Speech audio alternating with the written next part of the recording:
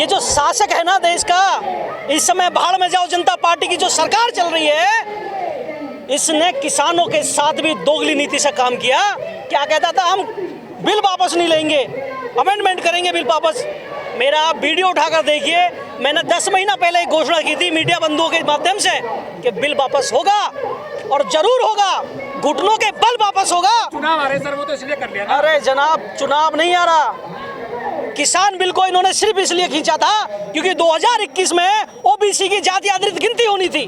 पूरी की पूरी 2021 किसान आंदोलन की वजह से जाती रही और लास्ट में इन्होंने इस बिल को वापस लिया। ये जानते थे ये इतने मक्कार लोग हैं, इतने निकम्मे लोग हैं, ये इंसान, ये मानव को रोटी नहीं देना चाहते, वो कीचड़ बनाना चाह रहे हैं। उत्तर प्रदेश के अंदर धर्म के नाम का एक कीचड़ बनाना चाह रहे हैं जिसमें दंगे हों, फसाद हों, ताकि उनका कमल खिल सके।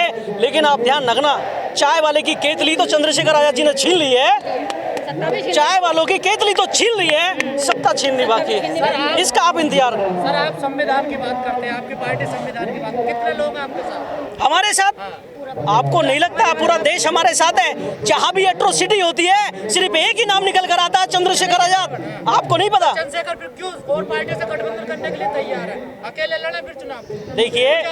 देखिए ऐसा है, गठबंधन की जो बात जहाँ तक है, जो भाड़ में जाओ जनता पार्टी की जो केंद्र में सरकार चल रही है, जो प्रदेशों में सरकार चल रही है, इस भाड़ में जाओ जनता पार्टी ने भी हजारों पार्टियों से, क्षेत्रवाई छोटे छोटे संगठनों से गठबंधन कर रखा है। तो क्या चंद्रशेखर आजाद अगर किसी से गठबंधन कर लेंगे तो किसी के पेट में दर्द हो जाएगा, किसी को दस्त लग जाएंगे क्या? आजाद समाज पार्टी को बुलाया गया है, आपको पता नहीं चला शायद। मीटिंग भी हो चुकी है अखिलेश यादव जी के साथ और आपने सिर्फ 4 पार्टियों का नाम लिया। आपको शायद ये जानकारी नहीं है कि उत्तर प्रदेश में भाड़ में जाओ जनता पार्टी की कितनी पार्टियों से गठबंधन है, आप जानते हैं? करोगे समाजवादी पार्टी से गठबंधन? हमारे ये इस सवाल का जवाब तो हमारे राष्ट्राध्यक्ष देंगे। मैं मात्र एक जिला अध्यक्ष हूँ गाजियाबाद से आजाद समाज पार्टी का। नहीं, आपकी नजर में होना चाहिए, नहीं होना चाहिए? मेरी नज़र में क्या होना चाहिए वो छोड़ दीजिए, ये सवाल भविष्य का सवाल है, इसे गर्द में रहने दीजिए, वो निकल कर आएगा तो मिल जाएगा। चाहते हो गठबंधन हो या नहीं हो? मेरा नेता चाहता तो मैं भी चाहता हूँ, जाहिर सी बात है। मेरे नेता ने अगर ये कहा है कि हम गठबंधन करने के तैयार हैं तो मैं भी तो मेरे अपने नेता के साथ हूँ। आपका हित है समाजवादी पार्टी में? बात समाजवादी की या भारतीय जनता पार्टी की बात नहीं है, बात है एट्रोसिटियों को रोकने की, बात है ऐसी अराजकता के माहौल को शांत करने की। समाजवादी पार्टी सरकार में दलितों का पर हुई है। अभी किसी समाजवादी के साथ गठबंधन हुआ है क्या? हमारा नहीं हुआ ना। बातचीत हो रही है हमारी। कमाल की बात है, बातचीत तो सबके साथ होती है, गठबंधन तो नहीं हुआ, गठबंधन हुआ तो नहीं। मैंने क्या कहा, बात तो हम आपसे भी कर रहे हैं, तो क्या आपके साथ हमारा गठबंधन हो गया? मैंने क्या कहा, ये भविष्य का जवाब है, उस भविष्य की गर्द में छुपा हुआ है, इसका जवाब भविष्य देगा, ये मैं नहीं दे सकता। जो बड़ी स्कीम है केंद्र सरकार की, बेटी बचाओ बेटी पढ़ाओ, ये सिर्फ एक स्लोगन है, बेटी बचाओ और बेटी पढ़ाओ, मतलब बेटी बचानी भी हमें ही है और पढ़ानी भी हमें ही है, ये स्लोगन यही सेट होता है। बाकी ये जो स्लोगन बनाते हैं ना, बेटी बचाओ बेटी पढ़ाओ, बेटियों को ये दे देंगे वो दे देंगे, पहले तो बेटियों को सम्मान ही दे दो। यहाँ बेटियां लड़ रही हैं अपने अधिकारों के लिए तो इनके कपड़े फाड़े जा रहे हैं। वैसे हम एक तरफ बोलते हैं भारत माता की जय, जय दुर्गा जय काली, और एक ही तरफ उन्हीं देवियों के हम कपड़े फाड़ रहे हैं। वाह वाह वाह, क्या इंसाफ है। और बात कर रहे हो ना आप लोग, यही पूछ रहे हो ना आप लोग जो पत्रकार हो, आप सिर्फ यही सवाल कर रहे हो धर्म और जाति, तो आप सुनना चाहते हो ना धर्म क्या होता है और जाति क्या होती है? धर्म सिर्फ एक ही है, इंसानियत, और जाति सिर्फ 2 ही है, महिला और पुरुष। तो यही कहना चाहूँ। तो जब आप ही लोग नहीं समझ पा रहे तो जनता क्या समझाएगी? जनता को मीडिया एक सबसे बड़ा एक ऐसा हथियार है जो कि पूरे देश में क्या पूरे विश्व में सबकी विचारधारा को फैलाता है, ठीक है? जब आप ही लोग नहीं फैलाओगे तो जनता क्या समझेगी? पहले तो आपको फैलाना चाहिए भैया जी। पहले मैं आपसे शुरुआत करूँ, आपने सवाल ही धर्म से शुरू करा, आपने सवाल ही धर्म से शुरू करा, आपने जातिवाद फैलाया, आपने धर्म फैलाया। क्या कोई आतंकवादी निकलता है, कोई बलात्कार निकलता है, उसका कोई धर्म होता है? अगर उसका धर्म होगा तो वो ये चीज करेगा ही नहीं।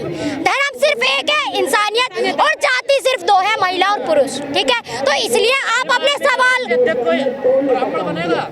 क्यों बनेंगे? हम इंसान नहीं है, हम जाति तोड़ो समाज जोड़ रहे हैं भाई साहब, हम जाति तोड़ो समाज जोड़ रहे हैं। आरएसएस किसी दलित को अपना राष्ट्राध्यक्ष बनाएगी? अगर आरएसएस मोहन भागवत की जगह अगर चंद्रशेखर आजाद को अपना राष्ट्राध्यक्ष बना देगी तो हम भी वादा करते हैं कि किसी ब्राह्मण को भीम आर्मी का राष्ट्राध्यक्ष बना देंगे, दावे के साथ कहते हैं।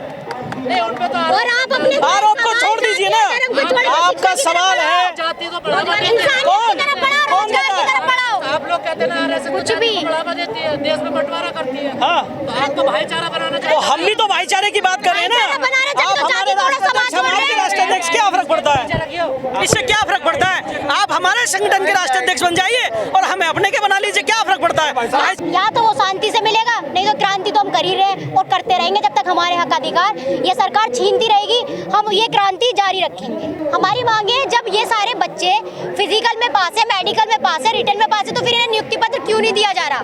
तो वही नियुक्ति पत्र ही चाहिए, नौकरी चाहिए ना, रोजगार मांग रहे। युवा इतना लाचार हो गया है कि जिसको सरहद पे लड़ना चाहिए वो आज यहाँ धरती पे बैठ करके धरना प्रदर्शन करना है। बड़े ही दुर्भाग्य की बात है हमारे देश के लिए कि जो सरहद पे लड़ने वाले व्यक्ति है उन्हें यहाँ सिर्फ धरना करना पड़ रहा है। भूखे प्यासे कब से धरना चल रहा है, लेकिन सरकार को इसकी कोई आवाज नहीं जा रही। हमारी गूंगी बहरे सरकारों को मैं सिर्फ इतना ही कहना चाहती हूँ कि अपने कान खोलो और ध्यान से इनकी सुनो आवाज, क्योंकि अगर वो जिंदा है या कुर्सी पे बैठे हैं, पूरा भारत जो चलता है सिर्फ और सिर्फ किसान और जवान की वजह से चलता है, क्योंकि जवान देश सरहद पे लड़ रहे होते हैं हमारी रक्षा करने के लिए।